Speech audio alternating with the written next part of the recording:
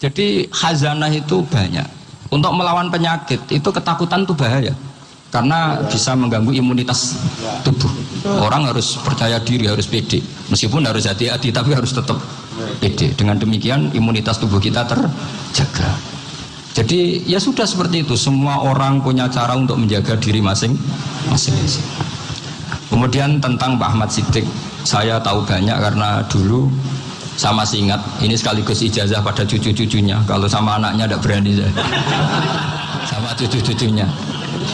Saya masih ingat Mbah Ahmad Siddiq itu sangat loyal sama yang namanya negara. Kita tahu beliau adalah termasuk orang yang bintang ketika Muktamar Situbondo, ketika NU pertama kali nerima asas tunggal yaitu Pancasila. Kayak apa ulama-ulama kita, ya mulai Mbah Ahmad Siddiq, Mbah Ali Maksum, Gus Dur, Mbah As'ad semuanya lah, termasuk Mbah Mun, semuanya loyal sama negara sehingga NU menerima asas tunggal. Itu saya masih ingat. Karena bapak dulu perwakilan dari NU cabang Lasem. Beliau pernah ngundang Mbah Ahmad Siddiq di sini. Zaman itu zaman Pak Dzufar, ikut ngundang ke sini. Bapak saya. Itu saya menangi beliau ngisi pengajian di hallnya buyut saya, Mbah Umar bin Arabi. Jadi saya ini zuriyahnya Mbah Umar bin Arabi, sama dengan keluarganya Ki Hamid Pasuruan. Itu beliau cerita bahwa kemenangan Islam itu tidak harus kita yang menang kangelan. Kadang Allah bikin orang lain yang kangelan, kita yang ikut menang. Jadi dulu kata beliau banyak ulama ketika kita diserang Jepang, saya masih ingat, saya karena pas itu ikut ke Lasem, karena saya santri sarang, Mbak Mun ngisi di Lasem, saya ikut di Lasem karena saya masih keluarga. Itu ulama-ulama itu mimpi dibacakan ayat khulibatir rum fi adnal ardi wa hum min ba'di ghalabihim sayaghlibun fi bid'i sinin lillahil amru min qablu wa min ba'du wa yawma idzi yafrahul mu'minun. Itu dulu itu ada pertarungan besar antara kerajaan Romawi dan kerajaan Persia. Kita tahu Romawi itu Nasrani. Saya ulang lagi, Nasrani. Nasrani itu percaya adanya Allah, adanya Tuhan, dan percaya adanya kitab samawi. Sementara musuhnya itu Persia, orang yang tidak bertuhan, tidak berdasar kitab samawi. Ketika Persia mengalahkan Romawi, itu orang Islam ikut susah, karena terus dibully sama orang-orang kafir Mekah. Orang kafir Mekah adalah orang yang tidak punya kitab samawi. Katanya orang kafir Mekah, iku lo balamu, jute duwe kitab, jarene dihubungan mbek langit, nyatane perang keok. Paling kon yo podo. Jadi ada analogi bahwa kalahnya orang Nasrani itu dianggap simbol kekalahan orang yang bertautan atau berhubungan dengan langit. Akhirnya orang Islam susah. Saking susahnya orang Islam sampai Abu Bakar itu tanya, ya Rasulullah, lalu orang Romawi menang itu kapan? Terus ada surat turun fibit di sini. Ya kira-kira 3. Abu Bakar pas itu belum alim-alim amat. Jadi ngartikan 3 itu ya 3 betul, sehingga beliau masyhur itu. Cara Jawa totoan itu kimar. Pokoknya nanti Romawi pasti menang 3 tahun lagi.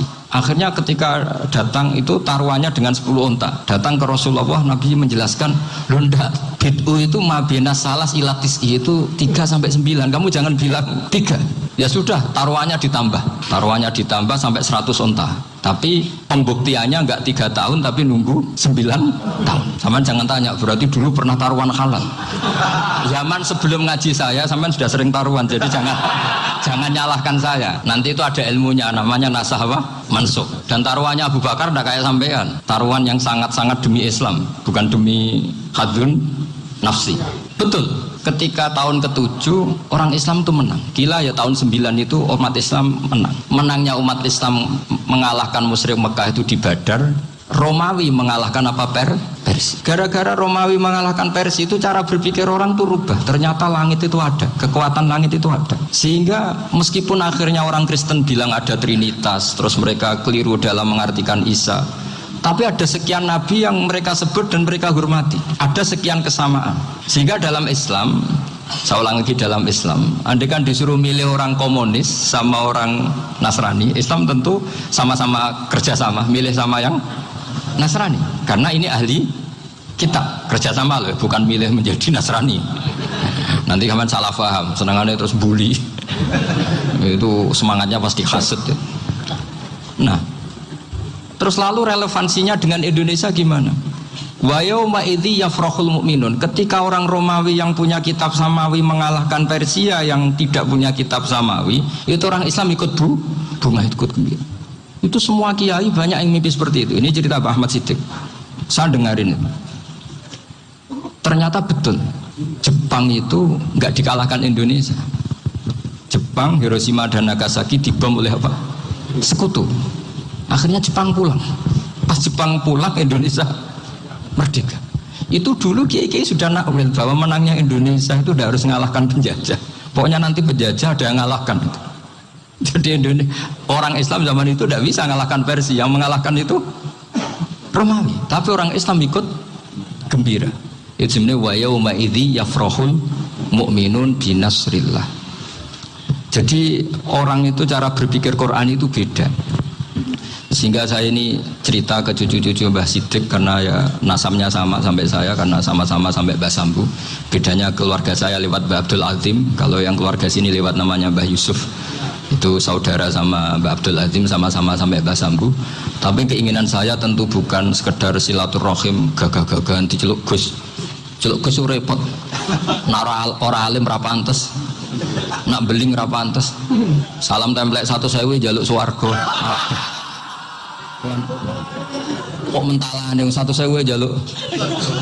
Kamu nginep di hotel 100.000 itu tidak cukup, apalagi untuk bayar apa? Surga itu nggak sopan sekali.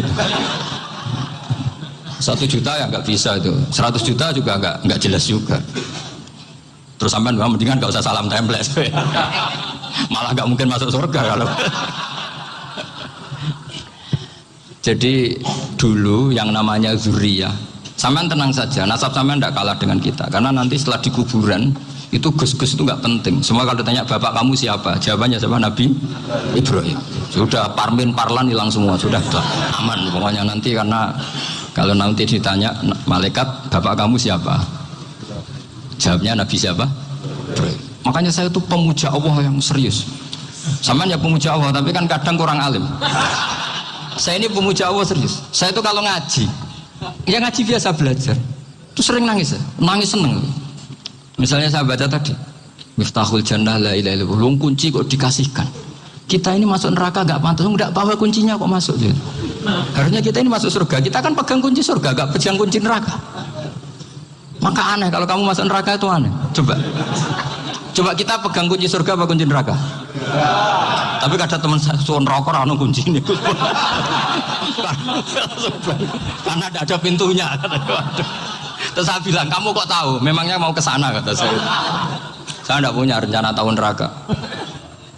Karena nanti di antara syafaatnya Quran itu orang kalau mau masuk neraka tidak jadi. Ya nggak apa-apa ya, diatur sendiri. Jadi di antara syafaatnya Quran itu orang nggak jadi masuk neraka. Jadi syafaat itu ada 2, dari neraka diangkat ke surga, dan itu bisa lama itu. Tapi kalau syafaatnya Quran itu yang belum masuk neraka supaya nggak jadi masuk neraka. Karena neraka juga punya aturan, dia juga kena aturan fikih. Jadi, betul ini, saya ada guyon. Jadi kena konstitusi apa? Fikih. Sama tak ceritani syafaatnya Quran itu ada orang tuh beling itu fasik. Itu dihafal surat Tabarok. Hafal betul. Tabarakalladzi biyadihil mulku wa huwa ala kulli syai'in qadir alladzi khalaqal mauta wal hayata. Pertanyaannya gini, boleh enggak orang menginjek surat Baqarah? Boleh enggak?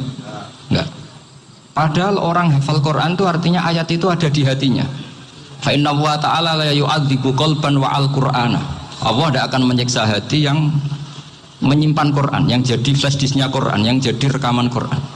Singkat cerita orang ini hafal. Pas ketemu Mungkar Nakir prosedur kan, ini orang fasik mau diantemin sama Mungkar Nakir.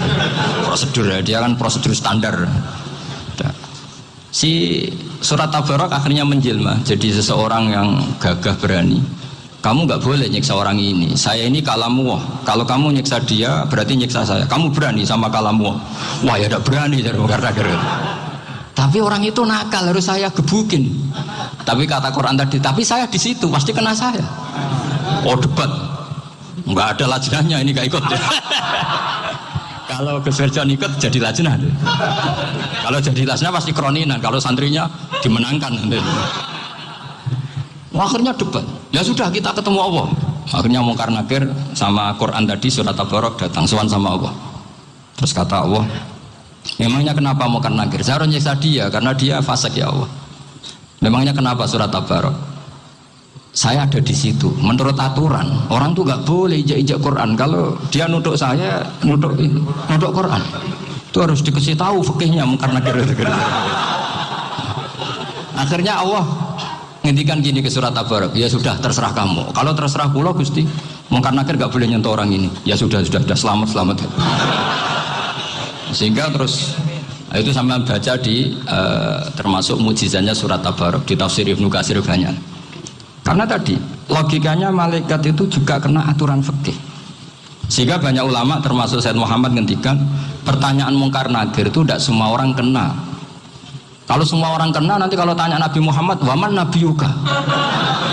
Kacau kan jamnya. Nabi kamu siapa? Saya ini Nabi.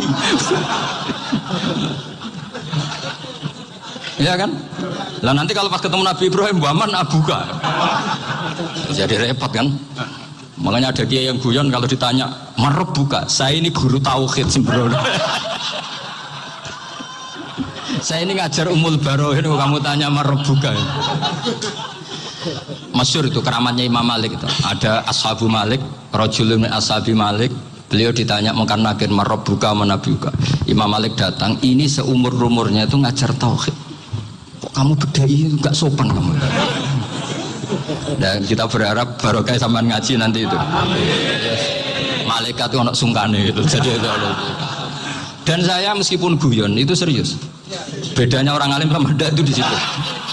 Kalau orang alim itu guyon itu masih benar, masih serius.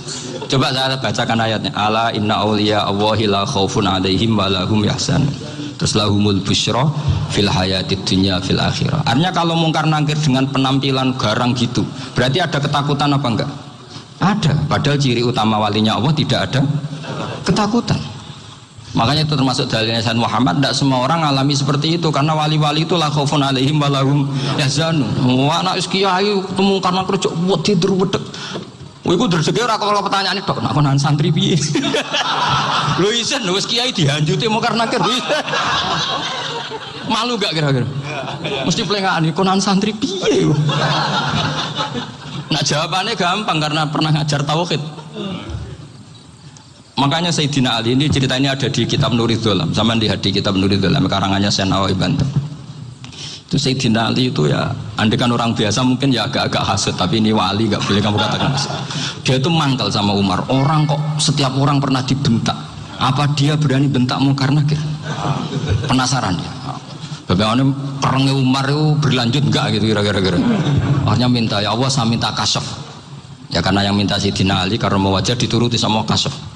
Dilihat Sayyidina Umar pas meninggal itu. Jadi hasud itu ya kadang penting asal baik.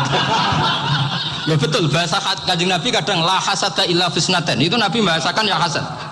Gus Firson aja yang nafsirkan ghobtoh itu kan gaya-gayanan sebagai ulama. Aslinya Nabi ngendikannya itu la hasada illa fisnaten. Ulama yang ganti itu namanya ghobtoh. Wong Nabi sendiri nyebut hasad, kok kamu tafsiri ghobtoh. Ya hasad ya hasad. Udah tidak usah ditawil-tawil, pokoknya gitu. Kalau sama nggak percaya nggak apa-apa. Kok gitu aja kok repot. Karena sama nggak percaya kemungkinannya dua. Satu nggak ngerti. Dua sama-sama alim. Kan dari awal kalau sama-sama alim kan laisali alimin ayuqallida aliman akhir. Kita nggak perlu saling mengikuti. Ngapain hasud? Biasa aja. Akhirnya Sayyidina Ali kasar. Pas Umar bangun, setelah mati kan bangun, setelah meninggal bangun. Mungkar Nakir datang dengan perang yang sangat garang. Itu digambarkan Sayyidina Ali, matanya itu kalkidril ghali, kayak apa kendil yang apa menganga. Wah seru. Sayyidina Ali senang, paling takut ini Umar. Senangnya bukan main, wah ini mesti takut Umar. Biasa.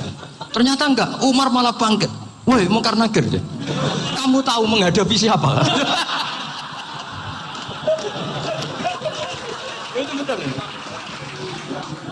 Kamu itu menghadapi temannya ahabbal khalqi ilallah. Yang diandalkan temannya bukan dia. Kamu tahu yang kamu hadapi, saya ini teman kekasihnya Allah. Jadi boleh kamu mengandalkan Mbak Virjon. Tapi nanti risikonya mungkar-nakir tanya, itu Virjon siapa? Wah itu masalah kan. Makanya syaratnya wali itu harus ma'rufun fis sama. Di langit sudah populer. Makanya dulu ada orang yang saking seninya Abdul Qadir ditanya apa saja jamnya Abdul Qadir Al-Jilani. Itu aman karena beliau populer. Makanya program kita harus populer dulu di langit. Nah, itu nanti kalau dicatut oleh santri-santri nggak apa-apa. Kalau nggak populer nanti dicatat, itu siapa? Masalah ya. Umar itu yang dibanggakan itu, kamu tahu saya siapa? Ya enggak tahu. Saya ini temannya kekasihnya Allah. Temannya Muhammad, iya Muhammad Rasulullah. Mikir, waduh, repot. Loh di dunia aja gitu kan, temannya presiden, temannya panglima, apalagi ini temannya Sayyidul Awalin wal Akhirin. Di dunia aja bilang temannya presiden, menteri, orang sudah takut, apalagi ini temannya Sayyidul Awalin. Karena terus konfirmasi sama Allah, gimana ya Allah ini ngadepi. Sebetulnya diandalkan itu temannya, bukan dia. Wah, akhirnya sama Allah dibilang, ya bu, ya sama seorang seperti itu bu yang sopan. Terus semenjak itu Mungkar Nakir itu nggak selalu berpenampilan seperti itu sangat. Jadi semoga itu konsisten sampai nanti. Jadi kamu kalau ingin nggak takut Mungkar Nakir, jadi wali dulu. Karena syaratnya tadi hanya wali sing la khaufun alaihim wa lahum yazanun lahumul busyra fil hayatid dunya fil akhirah. Jadi orang itu kalau ngaji itu harus khatam. Jangan semuanya kena pertanyaan. Dan kalau semuanya kena pertanyaan nanti repot. Kalau Nabi Muhammad ditanya waman Nabi juga. Nabimu siapa? Lu kan terus jadi aneh. Jadi makanya ngendikane Sayyid Muhammad semua ulama lah, enggak ada am kecuali ditaksis. Kecuali sifatnya Allah. Misalnya bikulli syai'in alim ya benar-benar bikulli syai'in. Tapi kalau am semuanya pasti ada taksis meskipun dalam muhawarah muhadasah biasa. Misalnya contoh gampang, istri kamu baru seneng kamu, mas nak pengen apa-apa itu lapor aku, gak apa-apa mas, mesti aku seneng sama lapor. Iku dia pengen wayo. Langsung jadi apa wae. Mesti apa wae maksudnya kecuali itu gitu.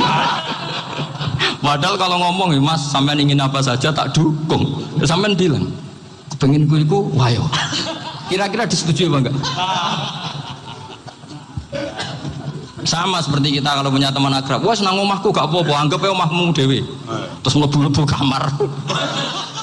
Jadi tidak ada am kecuali di taksis. Artinya kalau ada cerita bahwa orang mati pasti ngalami ditanya Mungkar Nakir, itu pasti ada am yang di taksis. Itu pasti tidak dialami para anbiya, para auliya. Karena ciri utama wali itu la khaufun alaihim walahum yahzanun. Kemudian saya yang mau cerita ya supaya sampean bisa menghadapi dunia global ini, tak bawa tafsir Munir termasuk tadi. Kenapa orang Islam Rasulullah SAW itu lebih senang kalau yang menang itu orang Nasrani Romawi ketimbang yang menang itu orang Faris, dalam hal ini ateis. Karena orang ateis itu lebih ngeri. Sebetulnya beberapa penemuan sains terutama di ilmu medis itu orang Amerika, kayak cloning. Tapi orang Amerika itu masih dilarang oleh gereja untuk mengaplikasi. Karena nanti bayi cloning itu dipakai suku cadang. Di Amerika masih ditentang oleh fatwa-fatwa agama baik Islam maupun Kristen. Tapi di Cina itu dipraktekkan karena nggak ada halangan agama. Di Cina itu biasa ada kondom diolah lagi jadi alat-alat aksesoris.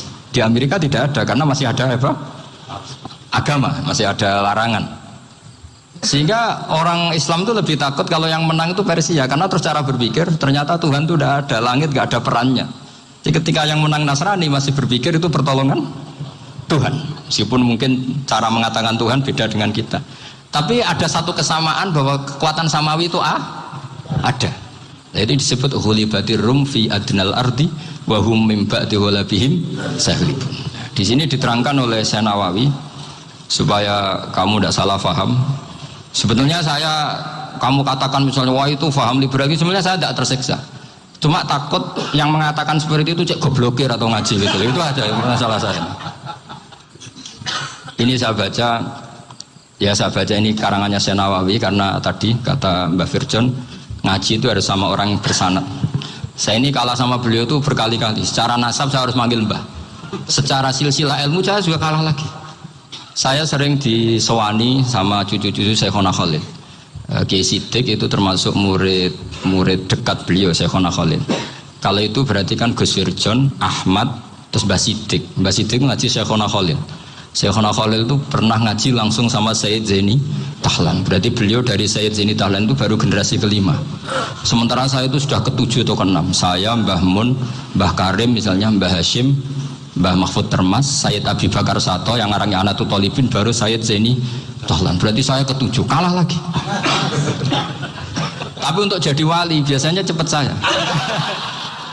Karena syaratnya jadi mbah itu ngalah demi putu. Jadi kalau beliau ngotot, saya dulu Gusti, saya mbahnya. Wah itu mbah yang nggak baik. Pasti jatahnya dikasihkan apa? Cucunya dulu. Makanya Abdul Muthalib itu orang yang dapat wangsit, tapi yang jadi nabi itu cucunya. Jadi dalil saya banyak. Sebenarnya Abdul Muthalib itu sudah sering dapat wangsit. Karena saya bahasakan wahyu, Nabi yang protes, enggak Nabi kok dapat wahyu. Tapi sebetulnya Abdul Muthalib itu masyhur. Kalimat-kalimatnya menunjukkan bahwa beliau itu sudah dapat wahyu kalau nanti cucunya itu jadi apa? Nabi. Makanya senangnya bukan main Abdul Muthalib sama Rasulullah. Putu seneng, mbah seneng putu. Jadi mungkin, jadi sama nggak usah protes loh. Yang jadi wali kok cucunya. Dulu betul. Dulu Mbah Hamid Pasuruan itu kalau Mbah Ahmad Siddiq ke sana, Mbah Hamid Pasuruan kalau manggil Mbah Ahmad Siddiq itu paman. Tapi pamannya minta ijazah ke ponaan. Apa ya gara-gara itu memang. Kalau itu masih berlaku apa? Ngalah tadi. Kayaknya masih apa? Hawannya masih gitu. Hawannya masih. Karena melihat tren-tren langit masih gitu kayaknya masih. Masih itu. Ya, tapi banyak tetap dapat jatah, tenang saja nanti. Tapi memang sebaiknya mbah itu legowo. Rasulullah Muhammad SAW itu terkenal min dzurriyyati Ibrahim. Tapi kata Rasulullah, ana dakwatu Ibrahim wa bisyaratu Isa. Aku nganti ngene iki barokah dongane Nabi siapa? Ibrahim. Jadi dongane Nabi Ibrahim ya tiba teng putu. Jadi banyak bukti bahwa jatuhnya ke putu gitu. Tadi saya di kamar sama beliau berduaan. Nih Mbah sing dadi wali di sini, aku webang. Cocokan tadi. Nah kenapa saya akhir-akhir ini gulirkan daftar wali? Kenapa? Saya ini resah ya, orang sudah ingin dicintai pejabat, dicintai tetangga, dicintai teman. Tapi kadang-kadang orang lupa lagi dicintai Allah. Makanya saya meskipun guyon, tapi ini amdan, bukan sahwan. Supaya orang punya cita-cita lagi jadi wali, ingin dicintai Allah. Kita ini terlalu lama ingin dicintai makhluk. Boyau naik kelas sedikit lah. Ingin dicintai Allah Subhanahu wa Ta'ala. Meskipun saya guyon, tapi tadi guyon saya tuh lebih serius ketimbang serius Anda. Karena tak pikir saya tuh kalau pergi itu seneng ngebis, bukan karena saya tidak punya mobil, tapi saya sering mau butuh itu supaya gak diganggu. Karena saya tuh harus punya waktu sendiri. Kalau bis kan ketemu orang gak kenal, tapi sekarang ya gak susah, banyak yang kenal. Dan susahnya lagi gak minta ijazah, minta foto. Aduh, repot tuh. Mau dibenci itu umatnya Rasulullah SAW. Mau disetujui itu sanatnya mana? Kalau ketemu orang alim minta apa? Foto. Itu nggak ada sanatnya. Nggak tahu saya itu mazhab dari mana itu. Ya mazhab milenial yang jelas itu kan. Ini tak baca ya biar dapat. Karena ini kenangan saya sama Mbak Ahmad Siddiq. Saya masih ingat betul beliau ngisi kholnya Mbak Abdullah bin Umar, berarti abahnya Mbak Hamid. Karena mbah saya itu Fatimah binti Khalid bin Umar. Kalau Mbak Hamid itu Hamid bin Abdullah bin Umar. Itu saya masih ingat betul zaman itu Mbah Hamid siap khol di Lasem itu rawuh dan saya derek mbah saya karena masih misanan datang ke Lasem. Itu beliau pas itu ngisi sama Mbah Mun. Mbah Mun masih muda, Ki Ahmad Siddiq sepuh senior. Itu beliau cerita bahwa dulu ketika Indonesia dijajah Jepang itu para kiai mimpi dibacakan ayat Khulifatir Rum fi adnal ardi wa hum min ba'di ghalabihim salim. Terus ada kiai yang tanya, takwilannya gimana? Ya nanti Jepang pulang bukan karena kita yang mengalahkan, tapi Jepang ada yang mengalahkan sendiri meskipun tidak kita. Kayak dulu Faris tidak dikalahkan Islam tapi dikalahkan Romawi, tapi yang senang umat Islam. Wa yauma idzi yafrahul mu'min. Itu luar biasa ulama-ulama kita. Delalah kejadiannya Indonesia seperti itu.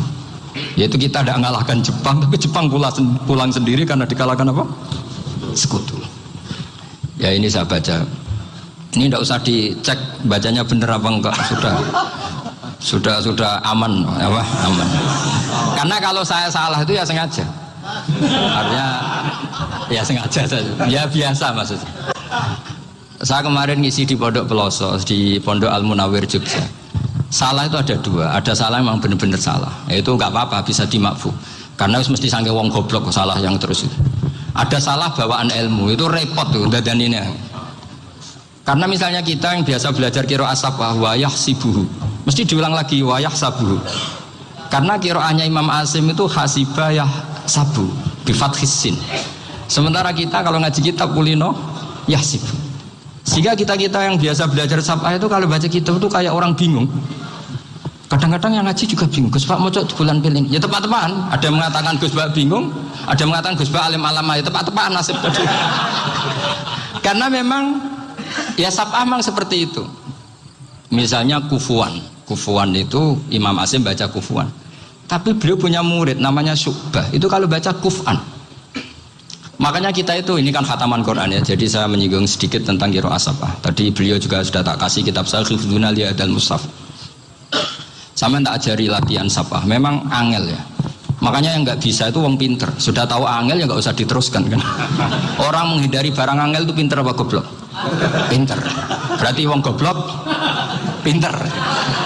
Saya tuh makanya sama orang goblok tuh respect. Jadi orang alim tuh angel apa gampang?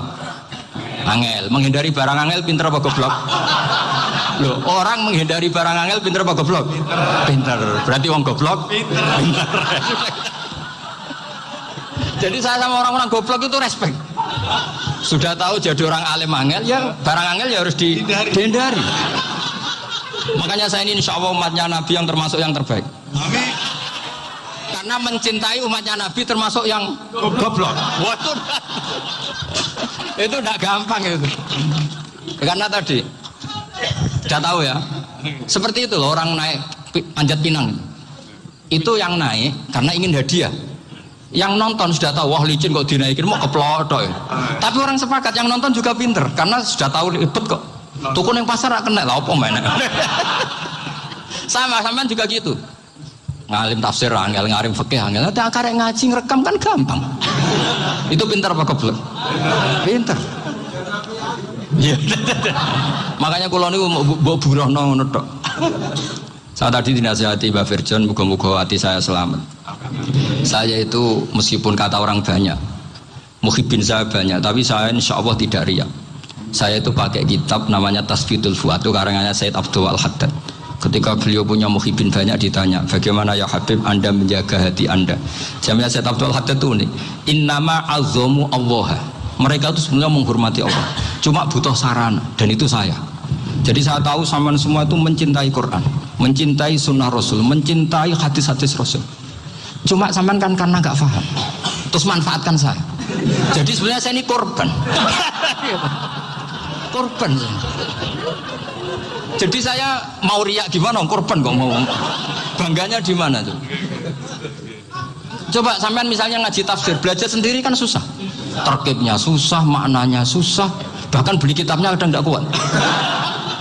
Untuk jadi alim tafsir itu kan harus beli kitab. Loh, saya sering belajar kitab itu jutaan. Tafsir Tobari, saya pernah beli kitab Fakhrur Razi itu berapa coba? 27 jilid. Karangannya Fakhrur, belum karangannya ulama modern Imam Sa'rawi. Itu berapa jilid? Itu jutaan. Saya kemarin juga dihadiahi kitab Pak Quraish Shihab namanya Faidul Bari fi Syarhil Bukhari. Pak Quraish Shihab yang terkenal. Dia sering diskusi sama saya. Saya ngasih hadiah beliau ngasih hadiah saya. Wah itu harganya nggak kuat. Tidak kuat kadang di Indonesia nggak ada coba. Dan sama orang hebat menghindari kesulitan itu. Yang kesulatan itu, Gus Bak ngaji ikut, kalau nggak paham dirukon rekamannya sudah gitu. Pinter mana sampean tambah saya? Pinter sampean kan? Bikin sosis susah, beli aja kok repot kan? Makanya nggak boleh orang bilang, wah aku goblok reso tafsir, aku wong pinter. Makanya nanti kalau saya ketemu Nabi tidak termasuk orang yang mentahkir orang Islam.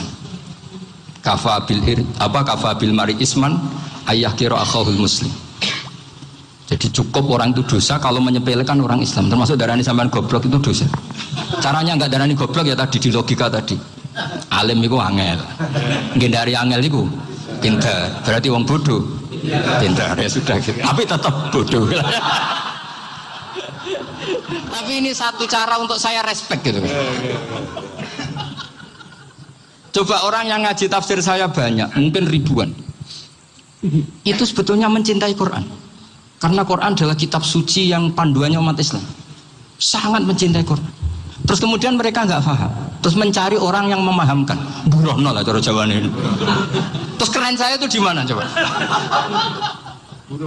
Lah terus mereka kurang ajarnya gini, kalau paham itu ya alhamdulillah paham. Kowe nak ngaji Gus wae ngono tok. Tapi nek ora paham, ora jalan akal ya. Mari Gus Ban nerangno cepet mulane gak paham. Ora kok nyalano teke sing lelet tuh. Itu kan masyaallah naudzubillah tenan. Sebetulnya tingkat kurang ajarnya tinggi Gus sebenarnya. Jadi kalau nggak paham tuh kadang nggak nyalahno uteke. Kayak mau misalnya, mau mari mikir aja jelas. Padahal misalnya jelas ora mesti paham, bodoh. Paham ya? Jadi kata Sayyid Abdul Haddad, innama azzamu Allah. Sebenarnya mereka itu sangat menghormati Allah. Makanya kita nggak perlu mengatakan wasilah itu kafir, nggak akan. Karena orang tawasul sama Rasulullah itu ingin dapat ridhonya Allah lewat orang yang dicintai Allah. Kita mencintai wali sebenarnya, wah itu kekasih Allah. Kita mencintai itu karena mencintai Allah. Sama seperti gini, kamu mencintai kangkung apa enggak? Sebenarnya sama sekali enggak. Tapi kamu ingin sehat, ada asupan gizi. Kamu ingin tubuh kamu sehat, butuh asupan gizi. Kemudian kamu makan kangkung. Apa terus kamu cinta kangkung kan enggak? Cinta kesehatan kamu sama. Orang yang mencintai saya ingin kepuasan rohani. Saya kan termasuk kiai yang torekonya gampang. Ini swarga kan akhirnya penggemarnya banyak. Coba kalau kamu ini neraka. Jadi sebetulnya Anda mencintai kepuasan Anda sendiri. Nah, saya ini korban. Makanya untuk masuk surga cepat saya. Korban itu cepat. Da'watul mazlum la turaddu. Laisa bainahu wa bainallah hijab. Jadi saya kalau donga langsung seret langit. Karena mazlum. Saya sinau tafsir itu Mbak, sampean bayangkan ada tafsir itu sudah 27 jilid. Sengarang Fakhrul Razi itu bulatnya bukan main. Karena dia ahli filsafat. Bulatnya Masya Allah. Sudah gitu sinau Jalalain kadang dikomen oleh Sawi. Sudah kita percaya Jalalain jebule dibuli Sawi. Percaya Sawi dikandani, "Oh iku Maliki rasa ribet." Sudah gitu sinau Qurtubi, sinau tafsir Tabari itu susahnya. Belinya susah, belajarnya susah. Padahal saya punya keluarga, punya istri, punya anak. Bayangkan kalau istri saya rewel kayak istri sampai. Wah itu. Tapi alhamdulillah enggak.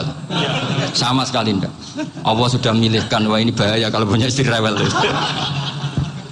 Imam Sibawai itu kitabnya banyak, tapi yang terbukukan hanya kitab Sibawai. Karena beliau kalau sudah belajar lupa istri. Hanya pas beliau di pasar, kitabnya dibakar semua sama istrinya. Karena dianggap saingannya. Ternyata yang dicerai tidak kitabnya, malah istrinya. Itu Imam siapa? Sibawai. Tapi alhamdulillah kitab saya nggak terbakar, aman. Saya teruskan ya. Jadi untuk menjaga riya dilatih innama azzamu Allah. Sebenarnya mereka itu menghormati Allah. Sehingga wasail-wasail itu sebenarnya nggak pernah jadi subjek pelaku utama, enggak. Tetap Allah. Sebab itu kata Sayyid Muhammad, kamu kok mengatakan wasilah itu kafir itu gimana? Ketika innallaha qad ba'atsa lakum taluta malika. Talut itu ya manusia. PD-nya itu apa? Inna ayata mulkihi ayyatiyakumud tabut fihi sakinatum min rabbikum wa baqiyatum mimma taraka ahlu Musa wa ahlu Harun tahmiluhul malaikah. Jadi beliau PD itu kalau bawa sunduk semacam peti sakti, sing di situ ada baqiyatum mimma taraka ahlu Musa wa ahlu Harun tahmiluhul malaikah. Ya kayak semacam jimat ya. Tapi saya bukan mensyariatkan jimat enggak, karena nanti banyak penjual yang pembohong juga gitu loh. Cuma cerita, kamu tidak usah mengatakan kafir. Dulu Tolut PD-nya kalau bawa sunduk semacam peti kesaktian yang di situ ada baqiyatum mimma taraka alu Musa wa alu Harun tahmiluhul malaikat. Sehingga Khalid bin Walid meskipun beliau sahabat dan menyaksikan wajah Rasulullah SAW, itu bawa sya'aratun min sya'aratihi Rasulullah SAW, bawa rambutnya Nabi. Perang kemana-mana itu diletakkan di pecinya. Nanti sama tanya lagi, masa pakai peci Khalid bin Walid itu? Wah panjang, sampai itu repot. Sampai tak warai ngaji usul fikih. Usul fikih itu kalau ngaji itu ada istilah tangkihul manat. Ini mesti ini wilayah yang kita bisa berdebat sama Mbah Firjon. Dulu itu musuh saya karena saya makili Anwar, beliau makili Peloso. Tapi tahu-tahu kalah kuat terus saya mengundurkan diri.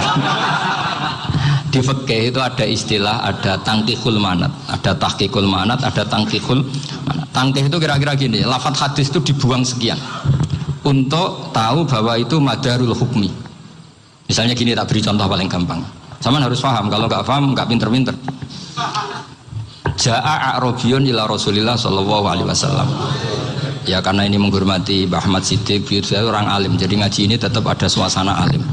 Ya harus ada suasana alim, nggak perlu jadi orang alim, tadi susah. Sudah ngindari susah itu pintar, sudah itu aja. Jadi orang alim susah, ngindari barang susah pintar, berarti orang tidak alim pintar. Nah, meskipun tetap sudah itu pegangi sampai mati nanti. Loh, jadi orang alim itu repot.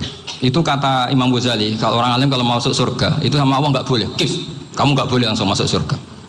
Coba cari umat kamu, syafaati dulu. Nah, saya takut nyari sampean nggak bisa kembali. Saya tidak punya rencana itu, pokoknya mau masuk. Boleh sampean kuaduan balik raroh dewi, wah repot nanti saya. Berat jadi orang alim itu berat. Ya saya teruskan ya. Ada tangkihul manat. Ja'a a'rabiyun ila Rasulillah sallallahu alaihi wasallam. Faqala ahlaktu wa ma ahlakaka qal waqa'tu imraati fi nahari Ramadan. Ya sidang kita, saya ini rusak ya Rasulullah. Kenapa? Karena saya menjima istri saya fi nahari Ramadan. Kata Nabi, kamu harus bayar kafarah. Napa Nabi kafarah? Puasa 2 bulan. Wong baru 1 hari aja terjadi gitu kok disuruh puasa 2 bulan. Ya tidak kuat ya Rasulullah. Baru berapa hari saya puasa aja kecelakaan seperti itu. Apalagi kalau sampai 2 bulan. Tidak ya Rasulullah. Ya sudah kalau gitu kamu pertama ngasih makan apa? Itku rokobah kan, pertama merdekakan budak. Tapi kan sekarang nggak ada budak, makanya terus sekarang langsung puasa. Wah ini nggak bisa semua. Ya sudah ngasih makan orang 60. Kasihkan siapa ya Rasul? Ya orang fakir. Saya ini paling fakir. Di kampung saya ini orang paling fakir. Jadi mulai dulu orang fakir itu hubungan suami istri itu paling lancar mulai dulu. Makanya orang fakir itu anaknya banyak. Karena hiburannya hanya itu. Wong Ramadan aja. Coba mau ke ATM nggak punya uang, mau antri di bank nggak punya, mau apa coba? Itu mulai dulu. Ini sanatnya mutasil. Wah, akhirnya sudah sanksinya kan tadi ya, idku rokobah atau puasa 2 bulan berturut-turut atau ngasih makan 60 orang miskin. Lalu kata ahli usul fikih, kata Arabi dibuang, nggak menjadi catatan hukum. Orang kota pun kalau melakukan itu juga kena sanksi yang sama. Imro'atau juga dibuang. Andai kan itu dilakukan untuk amatnya juga ketentuannya sama. Nah sekarang perdebatan antara Imam Syafi'i dan Imam Malik begini. Sekarang pertanyaan gini, jima istri itu hukumnya boleh apa haram? Boleh kan? Lalu kalau ada orang tanpa udzur kemudian makan siang-siang, cara Imam Malik hukumnya sama, harus kena sanksi yang sama. Karena sama-sama hadku hurmati Ramadan bi ghairi udzrin syar'iyyin. Sama-sama merusak hukum Ramadan tanpa udzur syar'. Lo jima itu tidak zina. Kan hukumnya jaiz. Nah, sekarang makan hukumnya jaiz, harusnya juga kena ketentuan yang sama. Cara pikirannya Imam Malik. Nah, alhamdulillah Imam Syafi'i gak setuju. Wah, cara setuju repot. Bahkan orang-orang Syafi'i sudah punya khilaf, kalau gitu minum dulu. Iya, biar tidak kena. Iya, biar iftarnya pakai minum. Setelah minum baru jima kan. Ya. Ini sudah menyiapkan khilafnya. Ini khas Syafi'i ini, bongsong rekayasa hukum. Nanti bisa belajar jauh cara ngakali hukum. Makanya guyonan yang masyhur Gus Dur itu gitu. Ada seorang kiai atau Gus lah, ya punya salah, namanya manusia kan punya salah, entah cangkruk entah apa, pokoknya punya salah. Ada wartawan yang ngiranya semua kiai itu orang suci, sehingga tanya sama Gus Dur, Gus itu ada kiai kok, ya pokoknya salah lah. Tapi jangan bayangkan dosa besar, enggak, kecil-kecil aja. Itu gimana itu? Padahal kiai kan orang suci. Jawabnya Gus Dur lucu. Ya justru yang boleh salah itu para kiai. Kalau kamu nggak boleh. Kok bisa Gus? Karena mereka tahu caranya tobat. Repot. Kalau kamu nggak tahu caranya, sama pelanggaran hukum itu ya harus pakar-pakar hukum. Itu yang tahu caranya rekayasa. Kalau kamu ya kena pasal kan ya. Jadi kamu jangan niru saya ini punya sekian cara untuk nah, itu namanya khilah. Makanya kata Sayyid Muhammad, kamu tidak usah anti khilah, karena Abu Hanifah itu membolehkan khilah, kitabul khiyal. Yang penting kamu soleh dulu, setelah soleh nanti Allah maklumi. Soleh dulu, syaratnya soleh dulu. Kalau tidak soleh jangan. Contohnya gini, ada orang mau puasa lemes sekali, mau makan, gampang. Kalau langsung makan kan kayak hadku hormati Ramadan biwiri udrin syariah. Aku langsung mau jembera sowan Mbah Firjon. Sudah status saya apa? Musafir. Ya sudah, berangkat aja sampai Tuban makan. Nanti kalau nggak jadi ya nggak apa-apa sudah. Mulai pergi sudah musafir. Saya tidak tahu nanti malaikat tertarik gebuki nggak tahu. Tapi itu ada khilafnya. Asal soleh. Karena kata Sayyid Muhammad dan semua kitab mengatakan itu. Kalau sama nggak tahu ya kebablasan. Nabi Ayub, yang nabi yang terkenal Gudiken itu siapa? Ayub ya. Itu yang Israiliyatnya akan seru lah. Gudiken dikukur bek kreweng itu terlalu lah kalau itu. Untuk kreweng konti, untuk Arab orang kreweng itu sudah masalah itu. Singkat cerita, Nabi Ayub ketika diasingkan kaumnya itu kan nggak punya sumber makanan. Lah orang lelaki itu mulai dulu egois. Istrinya Nabi Ayub itu cantik sekali, udah cantik, rambutnya bagus. Makanya kamu nggak usah tanya kenapa istrinya kayak banyak yang cantik. Ya, nah warasatul anbiya nggak boleh gitu. Kalau nggak cantik ya warasatul anbiya dari segi balak. Istrinya Nabi itu semuanya cantik. Nggak usah tanya sebabnya apa, pokoknya gitu, semuanya cantik. Singkat cerita, beberapa kali istrinya Nabi Ayub itu kerja demi bisa nafkahi Nabi siapa? Suatu saat itu tidak ada pekerjaan yang cukup untuk beli roti. Satu-satunya peluang dapat rezeki itu putrinya raja itu rambutnya berondoli. Terus ada sayembara siapa yang rambutnya bagus mau dibeli. Sampai rambutnya istrinya Nabi Ayub itu dijual. Nabi Ayub tersinggung karena itu mengurangi kecantikan. Jadi lelaki mulai dulu gitu. Udah nggak urun kalau istrinya nggak cantik itu komplain. Itu khasnya lelaki. Jadi kalau kamu gitu ada sanadnya juga, tenang saja ya. Komplain ya pegawaian itu.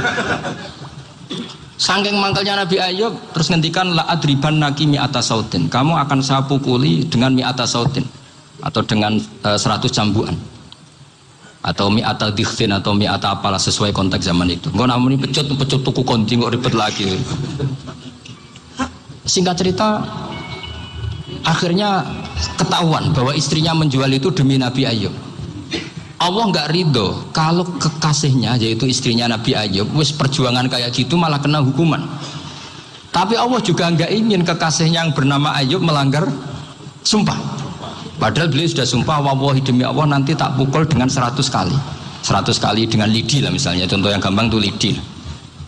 Akhirnya sama Allah dikasih satu solusi. Wa khud biyadika dikhsan fadrib bihi wala tahnas. Ya sudah, lidi itu ikat jumlahnya 100. Terus pukul sekali saja. Anggap saja sudah 100. Iku pangeran sing wari ngakali ngono iku pangeran. Tapi syaratnya soleh. Syaratnya soleh. Jadi kalau kamu anti khilaf berarti anti ajarannya Allah di ayat itu. Wa khud biyadika dikhsan fadrib bihi wala tahnas. Itu dulu ada, ini cerita di Ithaf, ini cerita terakhir, ini sudah sama jangan nama sudah. Terus pengumuman tadi yang nggak pernah sepuh utang saya itu haram tadi. Karena tadi saya punya kewajiban di rumah yang bisa menggugurkan ya kewajiban yang lebih besar. Lebih besar itu ya tadi bisa pernah guru, pernah sepuh, yang jelas nggak umur. Umur sampean menangkap itu, tua serepot itu. Ada raja itu ganteng kaya, senengannya nikah perawan cantik. Itu semua kampung mesti kenal. Mungkin digilir atau gimana pokoknya. Suatu saat ada pemuda suka sama perempuan yang di kampungnya, cantik sekali. Kemudian pemuda ini ternyata pekerja di kerajaan itu. Tiap hari ditanya, oh itu yang di kamu yang cantik siapa? Mau saya nikahin gini. Wah bahaya ini saingannya raja. Jadi yang dibidik pemuda tadi itu saingannya raja. Si raja ini orang yang namanya raja kan gengsinya tinggi. Kaifa tankihuha wa qad ra'aitu qad qabbalaha rajulun. Kobok nikahi, saya itu pernah melihat dicium lelaki. Wah, gak mau. Gak gelem, kadang ditambung lan waqat qabbalaha rajulun. Saya pernah melihat sendiri qabbalaha rajulun, dicium oleh lelaki. Wah, sudah gak minat raja langsung, gak keren. Suatu saat pemuda tadi nikahi perempuan itu. Rajanya marah-marah, kamu lelaki gak punya harga diri gini. Gak punya selera, gak punya harga diri, sudah pernah dicium orang kok tetap dinikah. Terus bilang ke raja, ta'rif manir rajul, lelaki itu siapa? Abuha. Kamu tahu lelaki itu siapa? Sopo? Abuha. Bapaknya. Saya kan hanya bilang rajulun. Pernah dicium lelaki. Lah pikirannya raja itu lelaki kue-kue ngene iki. Tapi butuh cano mau raja ben gak sido itu aja tuh. Baru kayak digulirkan gitu waqat qabbalah rajulun. Wah enggak mau. Setelah itu satu saat pegawainya tadi nikahi perempuan. Kamu enggak punya harga diri gini. Kamu tahu mandir rajul apa abuha. Wah nak ngono aku gak apa-apa. Lah monggo sakniki wis bojo kula. Ora trimo wis diambung wis macam-macam. Lah itu namanya khilah. Apa? Khilah. Kalau di Balawa disebut tauriyah atau apa. Tapi saya tidak ngajari sampean seperti itu. Sudah pinter sebelum saya ajarin. Bongso ngakali kan sudah pinter. Ya ini terakhir tak baca Arabnya saja nanti. Bismillahirrahmanirrahim. Biar dapat barokahnya Syekh Nawawi juga barokahnya guru-guru. Bismillahirrahmanirrahim. Wasababu nuzuli hadil ayati annahu kana baina farisa war rumi qitalun wa kanal musyrikuna yawadduna antaghliba farisu ar-ruma li anna farisa kanu majusiyan ummiyin wal muslimuna yawadduna ghalabatar rum ala faris liqaunihim ahla kitabin. Jadi zaman dulu orang Islam lebih senang kalau yang menang itu orang Nasrani. Kalau bandingannya ateis. Karena bagaimanapun percaya kekuatan langit. Sementara orang ateis sama sekali tidak percaya kekuatan. Apapun bedanya kita dengan Nasrani itu ada kesamaan, yaitu percaya adanya kekuatan langit. Sehingga ketika orang Romawi kalah itu orang Islam ikut susah. Paham ya? Makanya ini tak baca biar sampean enggak macam-macam pikirannya. Fab'atha Kisra saat terusnya, ya pokoknya seperti itu. Akhirnya Rasulullah SAW berdoa lebih senang yang menang itu Rom karena ahli kitab. Artinya apa? Kemenangan ahli kitab adalah kemenangan makhluk atau hamba Allah yang mentautkan kekuatan kita di bumi dengan kekuatan langit. Makanya saya berharap selain kita ikhtiar medis, kita harus memperbanyak istighfar. Bagaimanapun semua itu dari Allah Subhanahu wa Ta'ala. Kita menghormati negara dengan ikhtiarnya, tapi saya mohon sekali kita juga istighfar, karena semua itu juga ditentukan oleh Allah, oleh langit.